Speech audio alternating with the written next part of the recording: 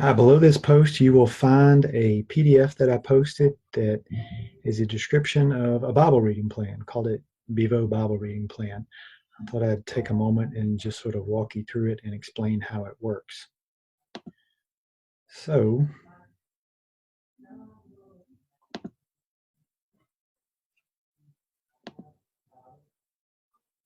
here's the Bible reading plan that I posted.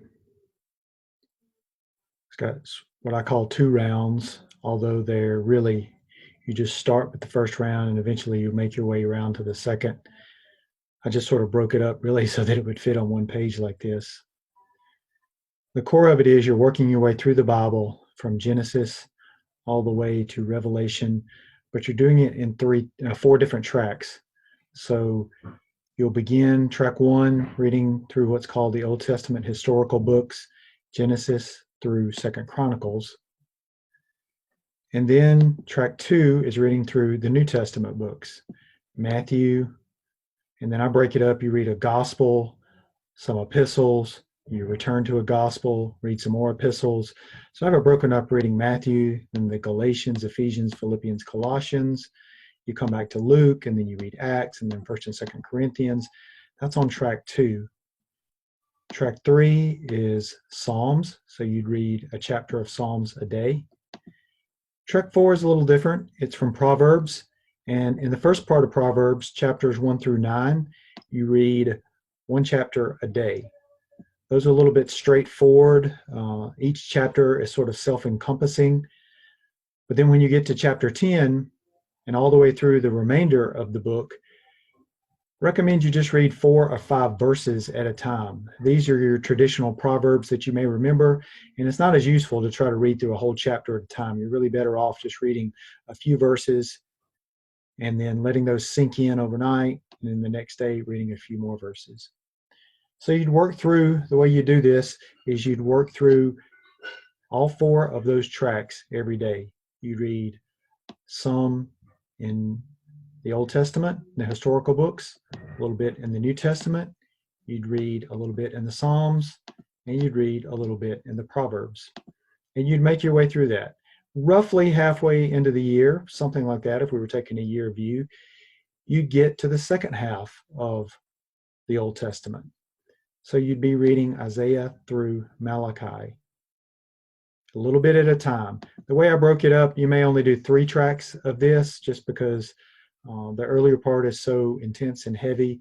You could read 4 chapters a day in track 1, really maybe 1 or 2 chapters in the New Testament, 1 chapter in Psalms, 1 chapter in Proverbs, or perhaps just a few verses in Proverbs.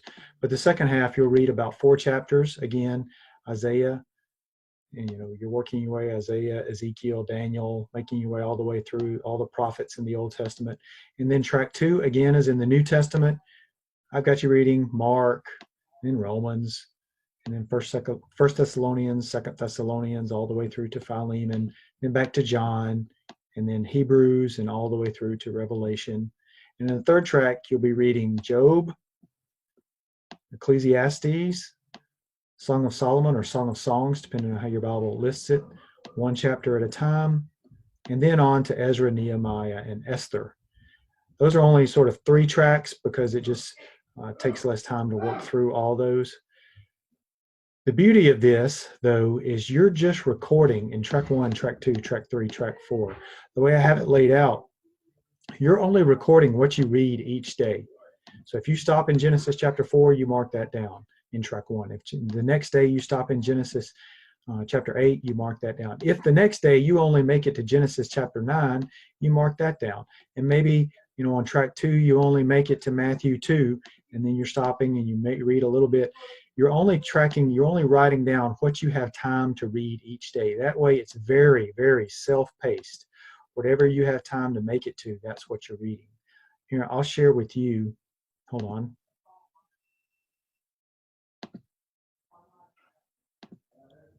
Let me show you a picture of how I recorded my Bible reading plan. So this is my Bible reading plan. I use an app called OneNote to record lots of notes, but my Bible reading plan is on here.